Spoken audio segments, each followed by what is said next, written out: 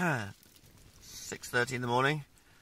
The alarm's been on snooze for half an hour. I've actually slept quite well from after I put the tinfoil sheet on. Problem is that I can't feel my feet, so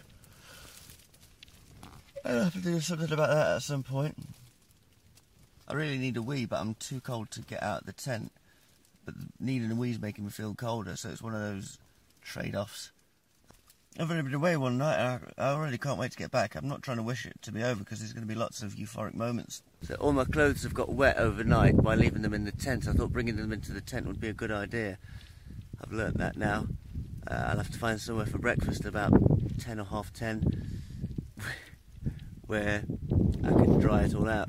And it's funny because with all this cycling that needs doing, I sort of think, oh, about 3 to 3.5 hours before having breakfast doesn't feel that much. When actually the longest journey I'd done before I set off here was about 4.5, 5, and that was a full day of training that I took a day and a half to recover. So now I'm going to do it after having done double that yesterday or more. I'm going to do that amount before breakfast and then maybe double it afterwards, and that just has to happen.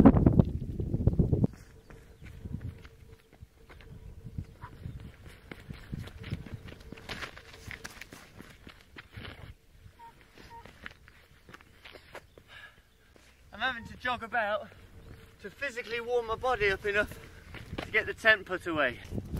The other morning I had this jar, and it's that big, full of sweets to try and fatten myself up before the journey. Then I kept some superfood powders in there and there's a bit of residue, so I'm going to throw this away to save space and in the process have a little bit of wheatgrass.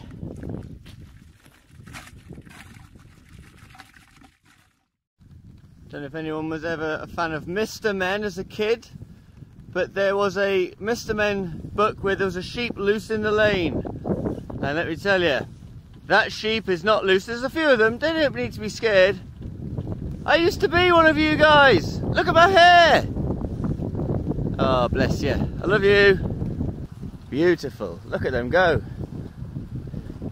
So peaceful. They don't mean no harm to no one. They're just jogging back to the herd. Look at the herd down the road.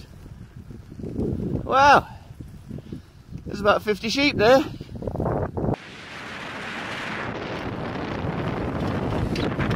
is one of the good bits. This is one of the very few moments of the day where the body is loving it. Woo! Here's an exercise in literally perspective. So holding the phone at the same level as the road, it looks flat. That's ahead.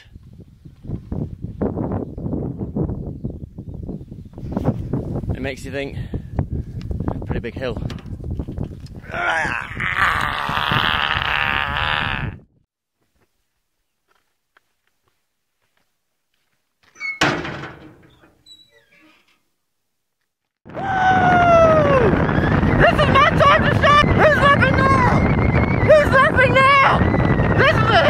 Come to the beach to calm down, basically. I've